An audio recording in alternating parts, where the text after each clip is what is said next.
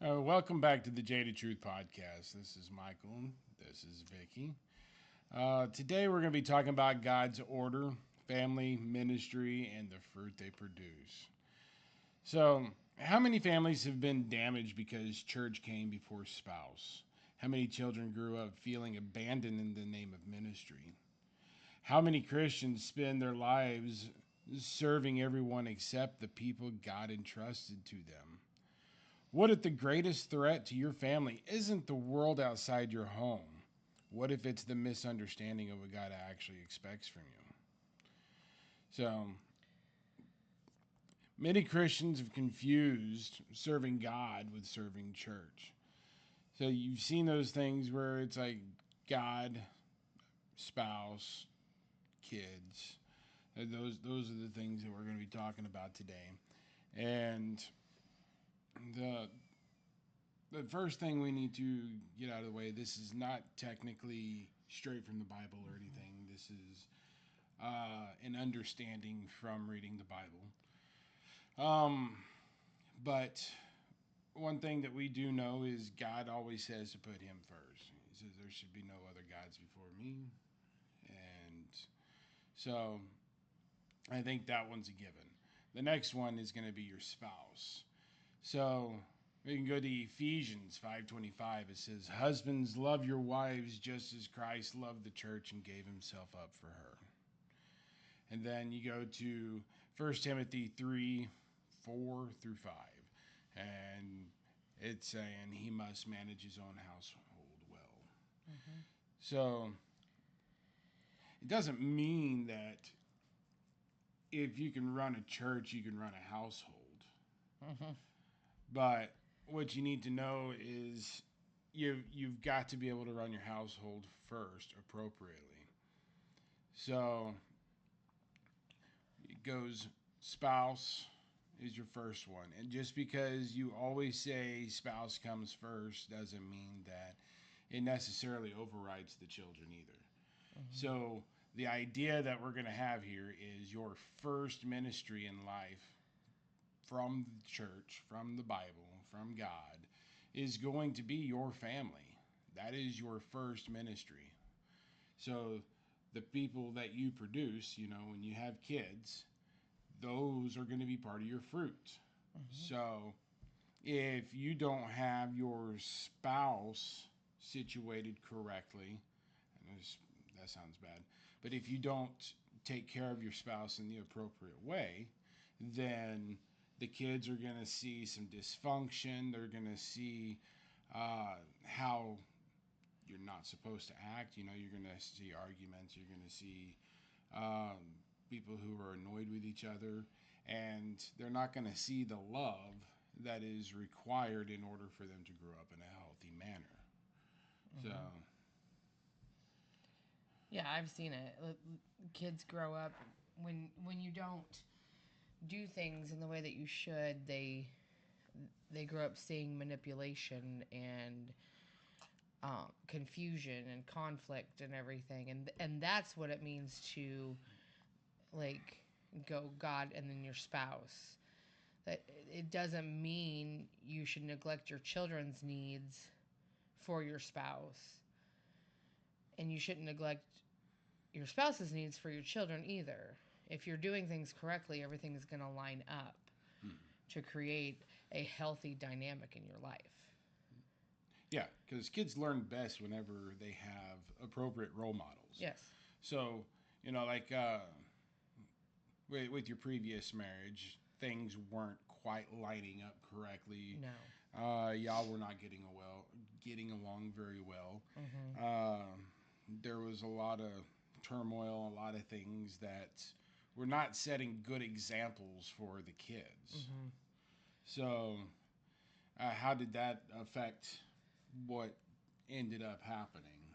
Well, I tried to shield them as much as possible, and then now years later, I'm gradually finding out that I didn't shield them as much as I thought I did, because even though they might not have known things that were going on, the marriage was unhealthy. Therefore, the children were feeling it, and kids definitely pick up on things, and they can tell when things just don't line up, and they can tell when there's tension in the home, and they can tell when there's conflict and everything, and it what's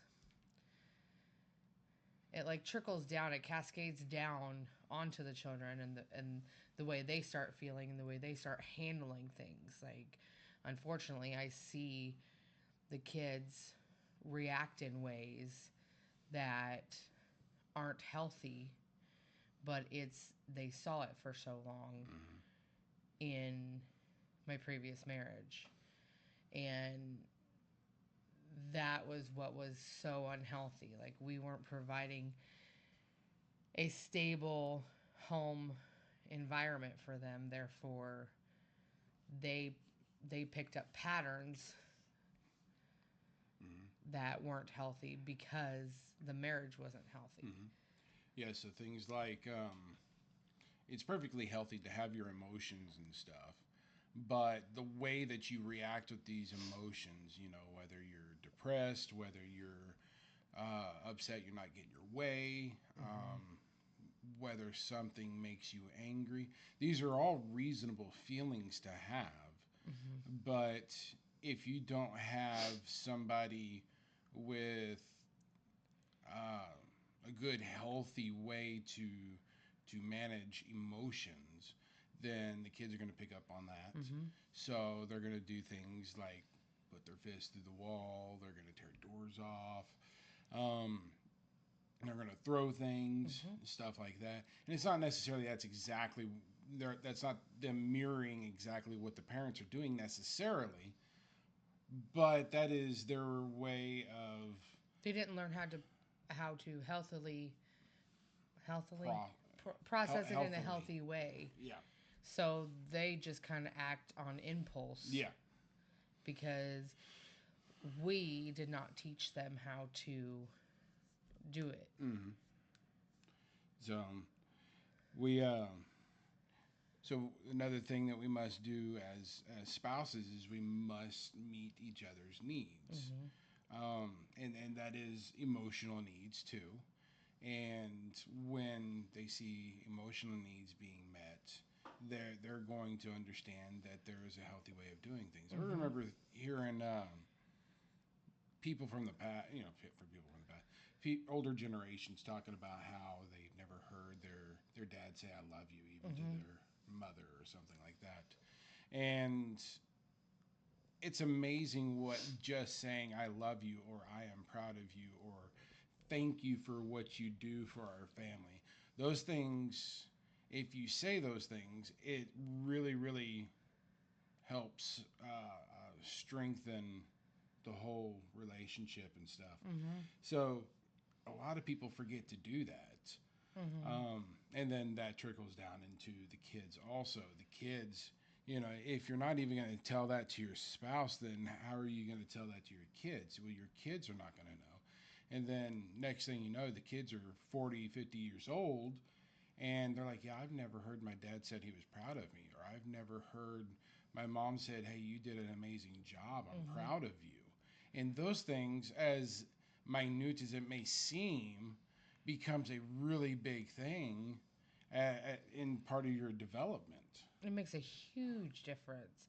Even with, I mean, babies, like if you just yay at it, like they light up because they feel they might not quite understand, but to them they did something right, and they're like, oh wow, everybody's cheering for me. Yeah. And it boosts even babies' self-esteem to do things and give them more confidence Yeah. to do things again. Well, and also explore.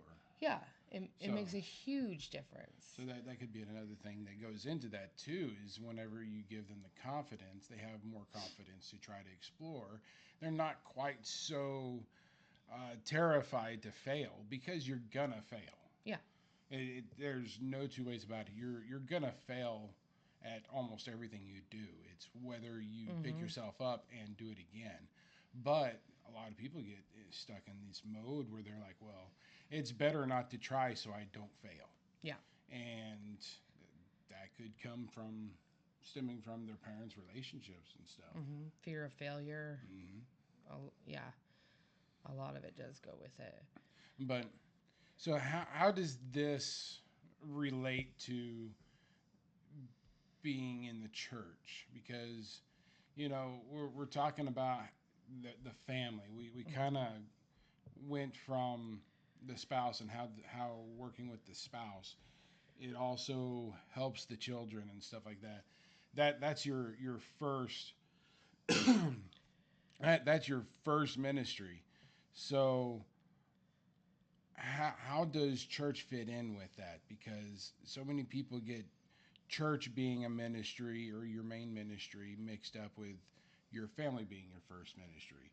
So you having a family that grew up around church, you had your dad was a minister, your mom was very staunch into going every Sunday and being a big motivator into keeping people powered, going to church and stuff. Mm-hmm. How did that relate to you and your family or in your raising? It,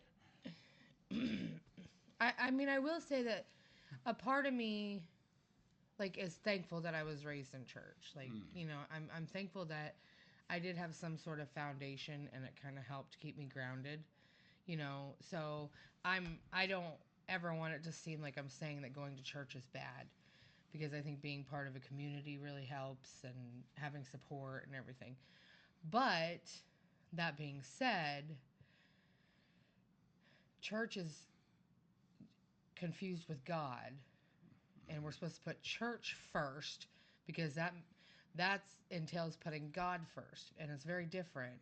Like, Yeah, but they don't outright say that. no, they don't. No, it's kind of a underlying understanding. But if you miss church for something, then it's, oh wow, so you're not putting God first. Mm-hmm. And oh, I, me and my siblings, we missed out on a lot of things growing up because of church. Mm-hmm. And again, I understand the foundation and everything.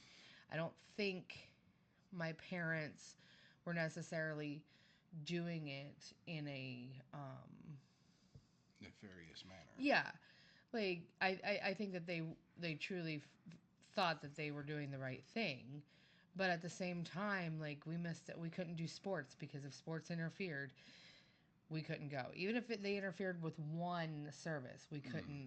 we couldn't be a part of it. Um, like, there were a lot of things I couldn't do with friends, because, like, friends from school, because it interfered with church. Mm-hmm. Anything that interfered with church, we couldn't go to. Yeah. Um, like, family has gotten upset because somebody planned a birthday party on a Sunday, and they're like, "Well, they know we go to church. Well, it's a birthday party, and I really don't think that God is feeling neglected because you went to your grandchild's birthday or your niece's birthday, Mm-hmm. or something like that. Like, Yeah, sometimes that's the only time the parents can actually yeah, plan something plan because something for everybody, because yeah. especially when you have, like, large families, you got to try to find something that's going to accommodate everybody. And, like, I've heard so many people, not just my family, but, like, so many people in the church be upset if something happens on a Sunday. Mm-hmm. Graduation is on a Sunday. It's a huge deal because people know we go to church. It's a once a year thing. It's a graduation, Yeah.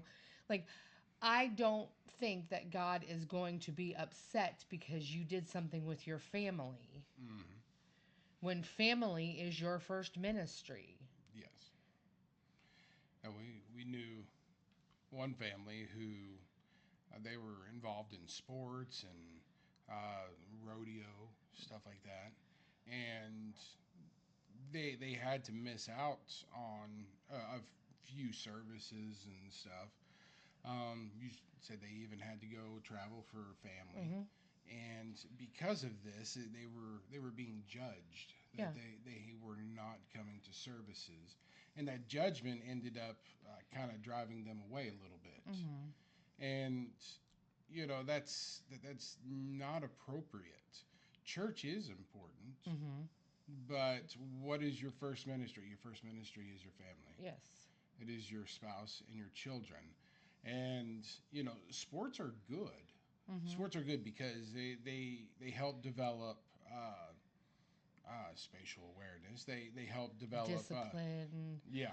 So it's very they're very crucial to helping with Oh, routine, discipline, all that stuff. hmm, working through the hard stuff. You know. Working with a team. Yes. You know.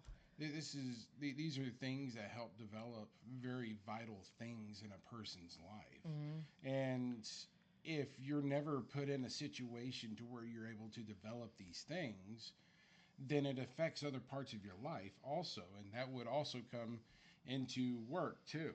Mm-hmm. You know, there are things that are part of work that may be affected because you didn't do extracurricular activities and stuff. Mm-hmm. There's a reason why colleges push so hard for extracurricular activities, and that doesn't necessarily mean you're going to a youth rally or you're going to a Mm-hmm. convention or something like that. Yeah. You know, it's going out and doing something that expands your mind, and so you've got to work your mind, you've got to work your body, you've got to do things, you got to all this stuff works together to help build a good solid foundation Mm-hmm. for what is to come later.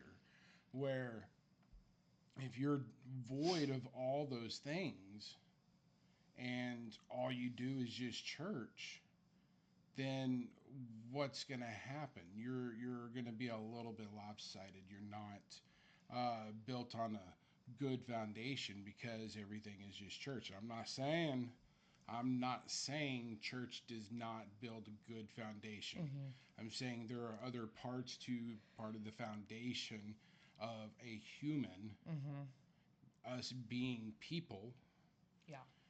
that other things are necessary. Mm-hmm. And the balance is where it needs to be. You hear about Jesus. Jesus went. He was always doing something. I mean, they say he's a carpenter. He was actually more or less a laborer, most likely working with stone, Yeah. because there's not a whole lot of trees that are Mm-hmm. in Jerusalem. Yeah. So there was a high likelihood it was more masonry rather Mm-hmm. than woodworking. But they don't talk about that a whole lot. But you see the way that he talks and interacts with other people.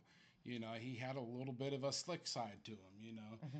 He would say things that were a little snarky, and I love that, by the yeah. way. So there's there's a lot that we can learn about just the way that Jesus conducted himself, and Mm-hmm. it wasn't always just super friendly. And I mean, there was the time where there were the 5,000 people that were basically chasing after him to the Sea of Galilee, and he's like, be gone, you wicked people, for all you do is seek for signs and wonders. He wasn't doing that to create a whole generation of people who were seeking for signs and wonders. He was doing that to show he is who he is, and he was trying to establish, something for something for faith. Mm-hmm. So, but Jesus wasn't just always about just the ministry. Mm-hmm. So we go back to how the church and the family, it goes on down to what I would like to talk about being our second ministry. And what do you think that would be? So we go from home, well, we go God, spouse, children. Our next one, our second ministry, is our work. We spend 40 plus hours a week Mm-hmm. at work. If you go to church a lot, you spend 3 to 6 hours a week at church. If you go a lot, I mean, a lot of people only spend an hour at church or 2 hours at church going Sunday and Wednesday. So, where would be a better opportunity for people to see the fruit that Christ has done in your life than at work. Is church attendance isn't anything in comparison. Mm-hmm. So if you're at work and all people see is somebody belly aching all the time, Mm-hmm. and he's like, "Oh, I wish I could just go home," and here you are skipping out of work at random times and stuff like that. You might get just a little bit of a sour stomach, so you're calling into work saying, "Oh, I can't go to work today. My God." Mm-hmm.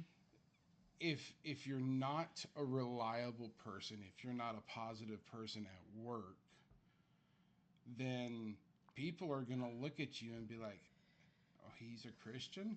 People watch your character more than they watch your words. They do, Or they pay absolutely. attention to your character more than your Absolutely. words.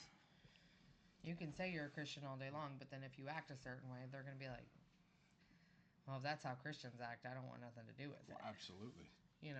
If a Christian's miserable all the time, why should I don't want to be miserable. Mm-hmm. You know, it turns people away. More people are turned away by Christians Mm-hmm. than anything. Absolutely.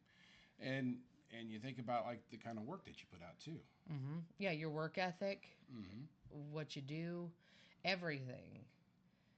It reflects who you are. Yeah, you sit there and you think like the Mennonites and the Amish. Mm-hmm. They are definitely known for their work ethic. Oh yeah, Oh my goodness. they'll build a house in 2 days. Yeah. Well, I have literally seen, what was it, 6 Amish folks build build a shop in 2 half days. Was it 60 by 40? I think it was a 60 by 40 shop. Mm-hmm. And they literally had it built in 2 half days. So one solid day, if Yeah. they didn't split it up between two. They had a whole big old shop built in one day. It, the Amish and the Mennonites are known for their work Mm-hmm. ethic. Yeah, they're good Our, workers. our traditional Christians, I say traditional Christians, are we known for work ethic? No. Not typically. I, I mean, there's it a few depends on the guys who are, person. There yeah. are some people Yeah, that are. there's a few guys that are like, oh yeah, go see Joe over here. He's gonna hook you up, and he makes it right every time. Yeah. But there's a whole lot of people out there, and you don't come across a whole lot of Joes. Mm-hmm. That's the problem.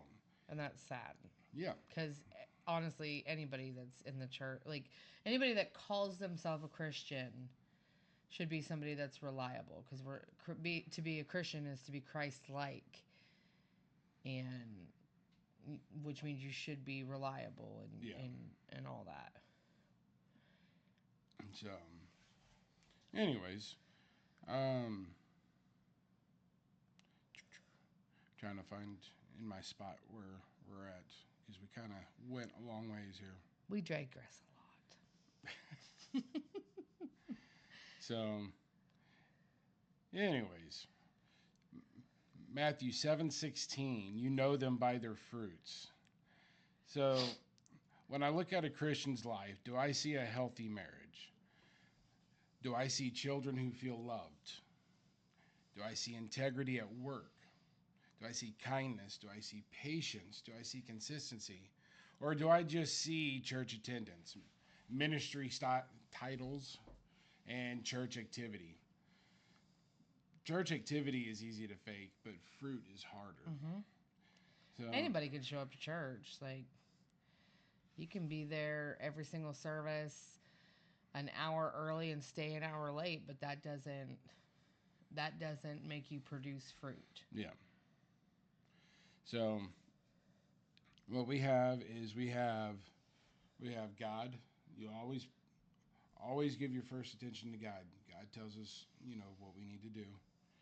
You need to take care of your spouse. You take care of your spouse, all this other stuff is going to fall into place. Mm-hmm. It's none of this, well, you're my husband and you should be, taking my side.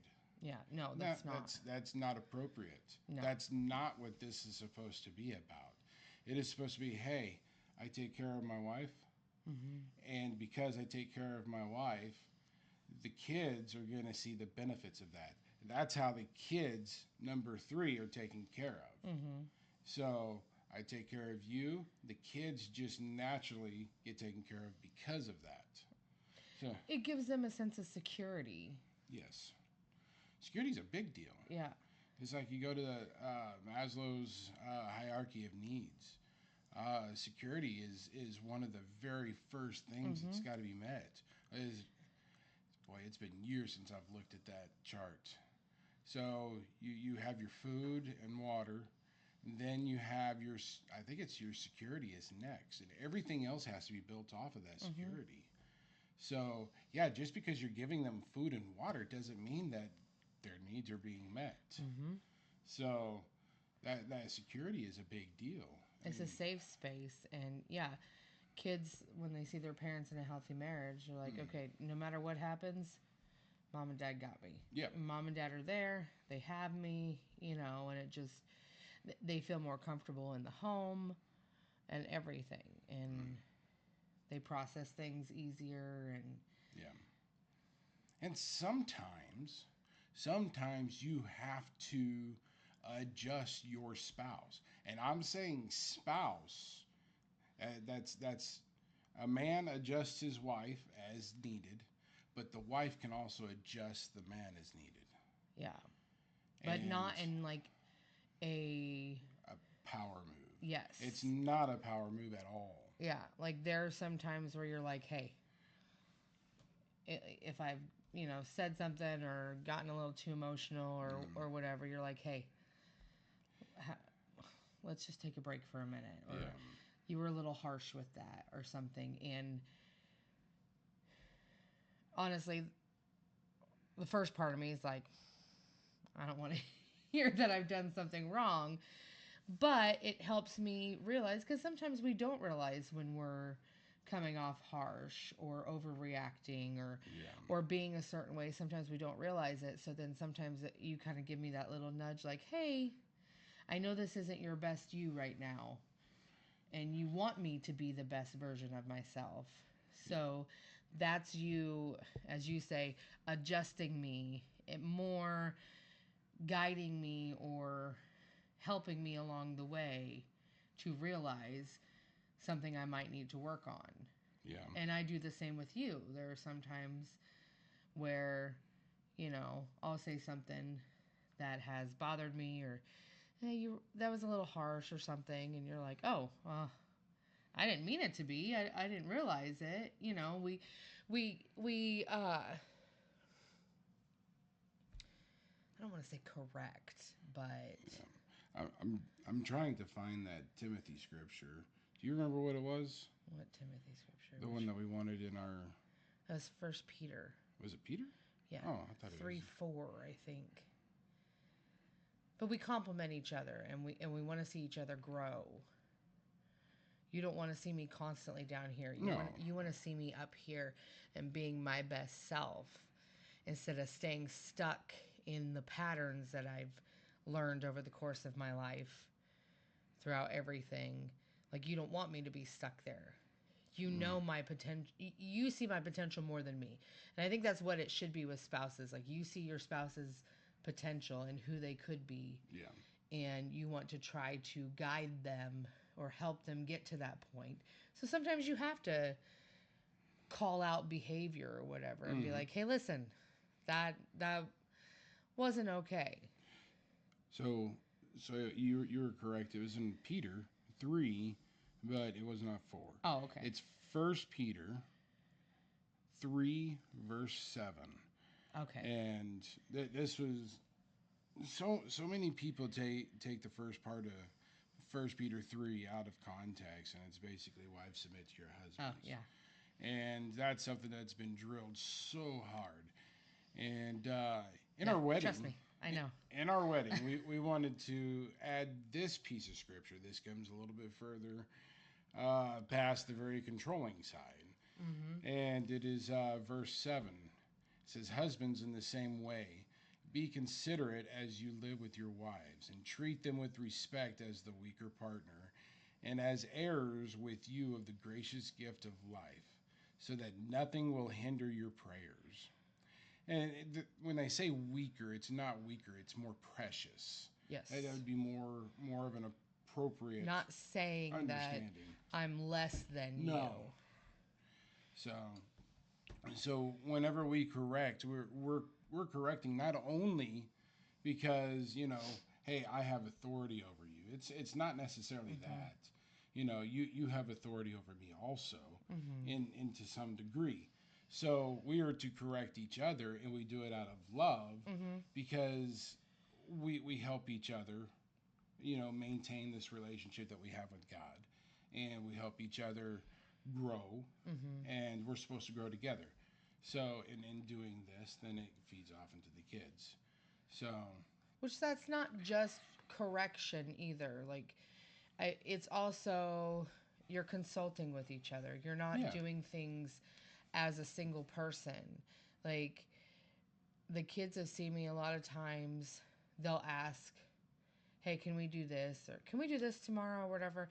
I'm like, "Well, let me talk to Michael, and and we'll figure something out." Or, you know, and I've even explained to them, I've told them, I'm not asking permission. I'm just talking to him because he's my husband. mm-hmm. And like with making purchases, big purchases or anything like that, I need to talk to you about it first. But at the same time, you call me before you do anything either. Mm-hmm. Like if you're at the store and you see something, you call me and you're like, "Hey, what do you think about this?" Yeah. Or you come home from work or whatever and you're like, "What do you think about this?" Like we discuss it as a team. And Mm-hmm. that's another thing that's important for kids to see. And that's why I'm like, let me talk to Michael before I say yes for like, big things or whatever. Yeah. Like if they want to go to Springfield and go shopping or something, I'm like, well, let me run it by Michael. It's not because I need your permission. It's because we are a team. And I also don't know, maybe you had plans for something or Yeah. whatever. But I've explained that to the kids. If they want something specific for dinner or anything like that, I talk to you and I tell them that I'm going to talk to you about it. But I'm not choosing you over them, but I'm not choosing them over you either. I'm trying to show them that, Yeah. you know, we need to, I need to talk to you first and then we could talk about it as a family. Yeah. You know, we need to get on the same page first and then we can talk about it as a family. I don't know if any of that made No, sense. it makes sense. It makes perfect sense. So, anyways, I kind of think we're towards the end of what we could talk about here. I could go on and on. I digress a lot. Uh, so, but church is important. Mm-hmm. But when church becomes more important than the people God gave you to love, you've confused the ministry with the mission. Yes. So we talked a lot about the first ministry, and that's because being in the church for as long as we have, more you. I haven't been in near as long as you have. Mm-hmm. I got a huge gap in my attendance, but you see how parents end up putting the church above the children, and that's why we wanted to make this. The church is not God. The church isn't number one. Mm-hmm. Church is amazing and it's good. Church being the people. We are supposed to surround ourselves with people who are like us. And we are also supposed to go out and make disciples. But our first group of disciples is our family. Mm-hmm. It is our children. So and we can also put in our nieces and nephews and stuff like that because Mm-hmm. I'm very close to my nieces and nephews. And so these people, they see you doing things. And if you were to put church above them, and I'm saying church, not God, Mm-hmm. you put church above them, you're going to drive them away. Mm-hmm. You drive them away every time. And Because they don't feel important to you. yeah. So it's. And then they even start inviting you to things because then they're like, well, Yeah. they're going to have church, so they won't be coming. And you're going to sit there and you're going to have these families where they're going to have 8 or 9 kids and only 2 of them go to church. And there was something wrong in the development there. There was, And it wasn't just them rebelling yeah, against God. There was a lot. They saw the order of things messed up and priorities messed up. yes, And they didn't kids need to feel like they are a priority. And if they don't feel that, hmm, they're going to pull away. absolutely.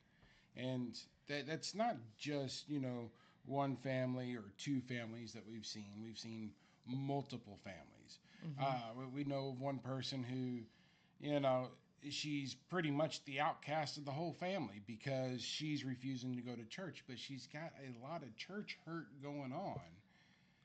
But she just seems to be getting looked over, and Nobody sees that. They say, well, yeah, God didn't hurt you. But essentially, the people at the church hurt somebody, and that gives people a bad taste in their mouth yeah. for the church. So that's the reason why we focus so much on the dynamics of your first ministry being your family. Mm-hmm. So take care of your spouse, and when you take care of your spouse appropriately, not choosing your spouse over the kids, not, whenever there's, some disagreements or something, you don't have to pick your wife over the kids every time. Mm-hmm. there's there's an understanding that needs to happen. Your wife being taken care of, or your spouse being taken care of appropriately, Mm-hmm. your kids will see the benefits. They will see the fruit of that. Mm-hmm. So if there's some offset dynamic going on within the family, you should probably start looking at where your priorities are. Mm-hmm. You can't sit there and blame the kids all the time, because the kids are a reflection of how you raised them, of the example that you set for them. Mm-hmm. Now, you may sit there and think that you gave them a good example because you didn't do anything bad, but were your priorities adjusted correctly? Mm-hmm. So you've got to get away from the general understanding within the church that church is so important. Mm-hmm. Your family is more important than the church building, the church organization. Mm-hmm. That is more important. Now, church is good. We're to be with church. They are family also. Yeah. But that comes after the people that God put in your care. Your spouse and your children come first.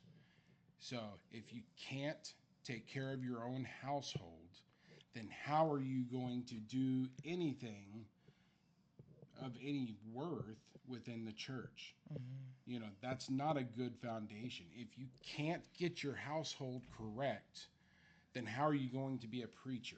Mm-hmm. If you can't get your If you Paul can't talked lead about your this. home, how can you lead other people? Correct.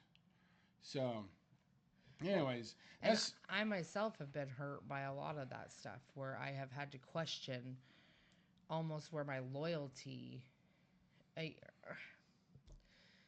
like I've doubted myself, like moving here 6 years ago away from all my family. mm-hmm, There are lots of times over the years that I didn't go visit my family in Iowa because if I did, I would miss church mm-hmm, here.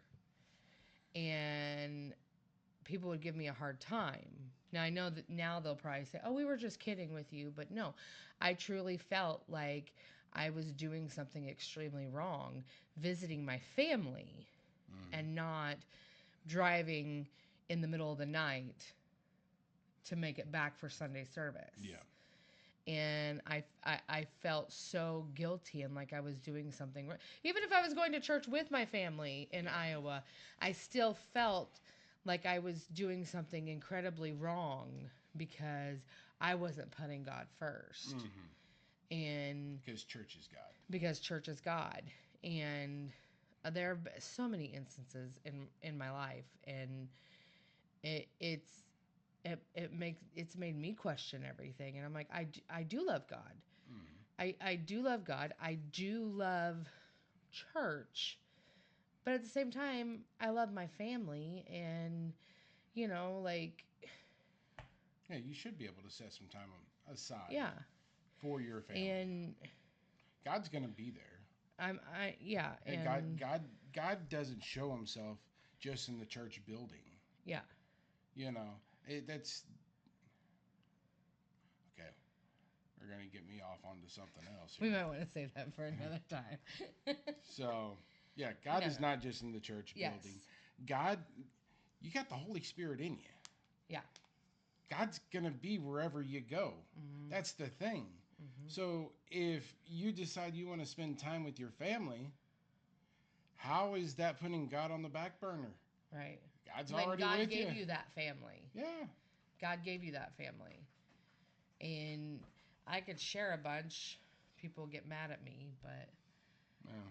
I'm like, after I moved here in December of 2019, and August of 2020 is when I went home for the first time to visit, because COVID had happened, so everything was shut down for a while. And then I went through my separation with my first husband, and I really wanted to go home and visit my family. 2020 was just a chaotic year for everybody. I didn't tell my parents that I was coming. My sister Lynn knew, and she was over at their house, like, watching for me, because it was supposed to be a big surprise. It was like a Tuesday that I drove up. I showed up, and my parents were super excited. My mom gave me a hug, and then she's like, "Okay, we got to go to church." And I was like, "Okay." And I asked if there was something special going on. No, they were just having a revival, like, and they needed to go to church. It didn't start for like almost an hour, by the way, but they had to leave. So, like, Kind of makes you feel unimportant. It made me feel extremely unimportant. I was just like, wow. I mean, yeah, I probably should have called. I didn't know if they had anything going on. But, like, at the same time, it's like you couldn't spend time. I mean, another time my parents came down, my mom was insistent that they came back. Like, they drove down Friday. She was insistent that they drove back Saturday because they could not miss church. And I'm like, I'm your daughter. Mm-hmm. Like, I don't think it's okay to miss because you're visiting your family. Yeah. Family that's 6 hours away. That's 6 hours away. Your daughter and your grandchildren, that we don't get to see very often. Because I was also, then after that, like, I was a single mom working, so, like, I couldn't take off a lot of work. So, like, time to go up there was precious, And then I was accused of putting God on the back burner because I wanted to spend time with my sisters. One of the times I went up there and not go to church with my mom, I got accused of putting God on the back burner. Just because I said I needed a break from life. Not even from church. I said a break from life.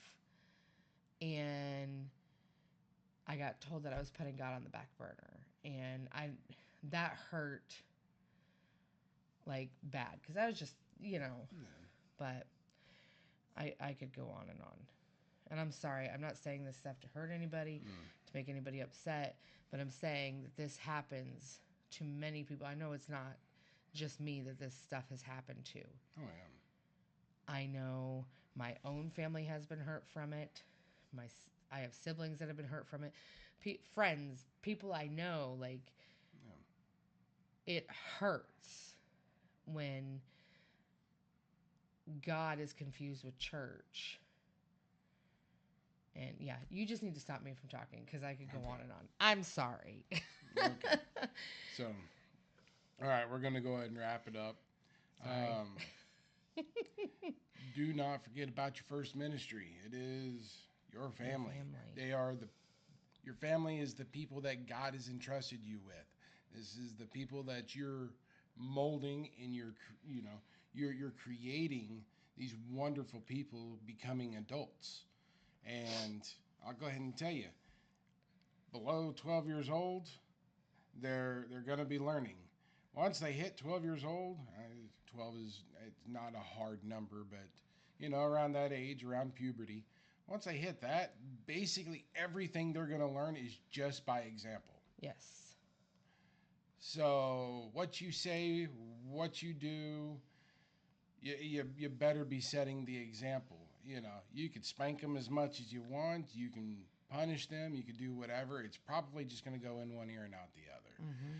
You developed who that person is becoming before they hit puberty. Mm-hmm. Those years like before, some people are hitting puberty at 10 years old, Mm-hmm. but those years before puberty hits, those are very, very important. A lot of things get imprinted on these little children. Mm-hmm. And seeing a lot of arguments, seeing a lot of dysfunction in the household, that's setting the bar for who these little kids are going to end up becoming adults Mm-hmm. as. So, It's not to say that teenagers aren't important too, but oh, absolutely, but that's yeah. why you got to be setting the example. Yes. And so, and that's kind of what we've done with Noah and JC. Mm-hmm. I come in a little bit late, and there wasn't a whole lot that I can do to adjust who they are becoming, except for setting examples. Mm-hmm. And I've done the best that I could do for something like that, and they're turning out to be wonderful people. You're very good examples Well, for them. and they were wonderful to be before I was around too. But You've there's helped them a lot though yeah. by seeing how you are with me.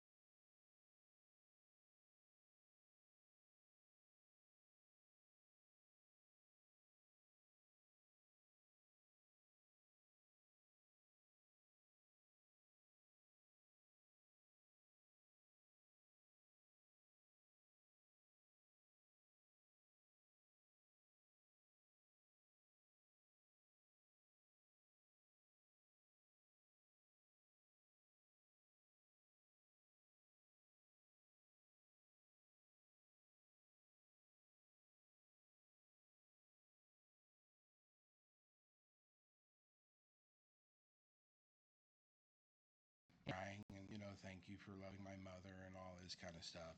And I explained to her that when we move in together, that there's going to be some growing pains. Mm-hmm. And that's because I've essentially been living as a single person Mm-hmm. for 12 years. Yeah. And you had been living a certain way for how long? A long time. And Yeah. so Well, we were in our 30s, and yeah, you're kind of setting a lot of your ways in your yeah. 30s. You know. So and there were growing pains. We were learning each other, learning how to live with each Mm-hmm. other. But we were able to work through, we were able to talk things through and all that Mm-hmm. kind of stuff. And we would talk to the kids afterwards if it was something significant. And as we learned each other, Mm-hmm. then that almost has completely stopped by Mm-hmm. now. And we talk to each other before it gets to anything, and We try you know to. Most of the time, we're successful at yeah. that. So, but and also you have your quirks. I got my Mm-hmm. quirks. You don't mess up the combination of the eggs inside the egg carton. We've seen my meltdown on that a few times. But Sorry, I'm just don't remembering it. I don't know what it is about eggs in the egg carton. It's been a few years where. OCD. Anyways, wrapping it up, we're gonna get out of here for like the fifth time, sixth time. Yeah, well. So, take care of the people that you are entrusted with by God.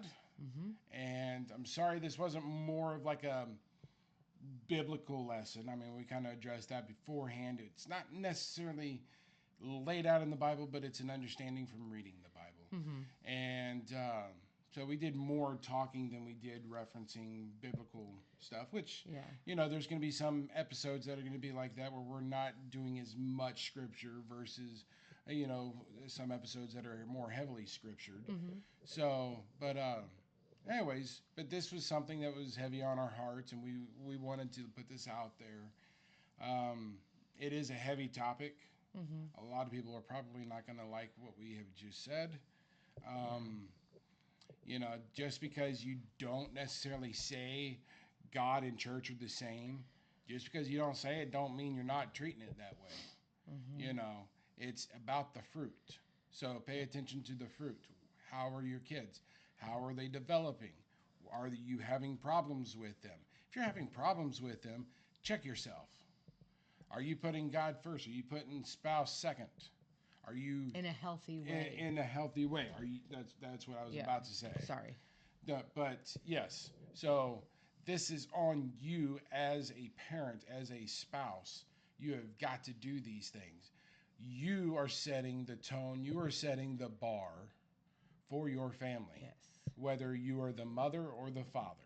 Mm-hmm. So, God first, spouse second.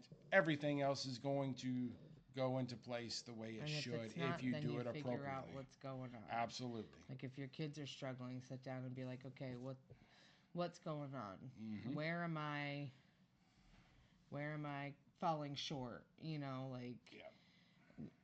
sometimes kids just need to communicate and be able to say stuff and get Yes. things off their chest, and that's part of everything where they feel healthy by watching their parents be able to communicate. Mm-hmm. So priorities are important. Yes. Healthy priorities. So All right. So, wrap up episode 2. Sorry it's been so long. We might have been talking in circles, but you know, we're all learning how right, to do this. we'll get better. So, anyways, I'm Michael, I'm Vicky.